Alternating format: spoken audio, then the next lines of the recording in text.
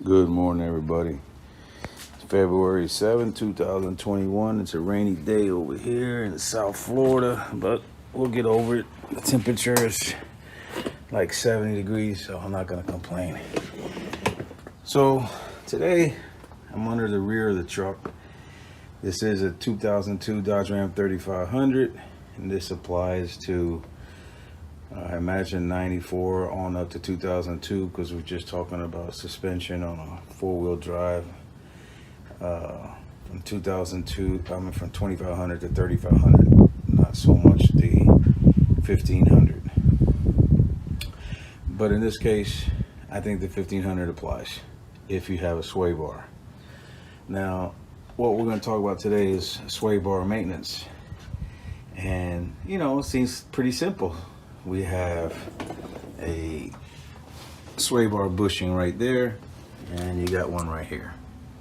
And pretty simple job. Just take off that one bolt, that bolt, same on the other side. Take off the old nasty bushing, which is right there. That's like 19 years old. It's really soft. It's gone soft. The new one I got from Moog is pretty hard. So this is the simple part, right? Let me go in the front of the truck real quick. All right, I'm back. So here we have the rear sway bar end links. That one and that one over there. And you say to yourself, wow, easy peasy. You got that one nut there, which is like a if I remember correctly, it's an 18 millimeter. Same over here, 18 millimeter. So yeah, just take that off and take that off. Slap on the other sway bar end link. Well, it's as easy like that in hell, because it was anything but easy. And you would say, come on, man. This bolt to come off is simple. Hit some PB blaster and it comes right off.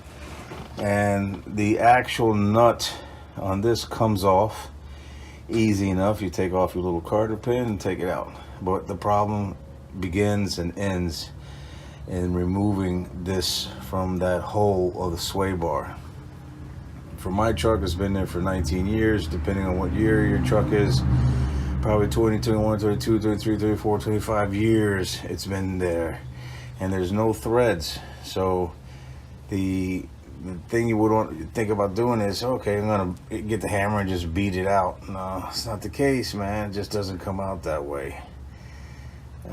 Heat. Well, if you have a real good torch where you can get this hot red hot, then yeah, you can get it out pretty simple. But the case of the matter is, I don't have a hot torch here at home. I have a micro torch. I tried it, but it can't get all that steel hot enough.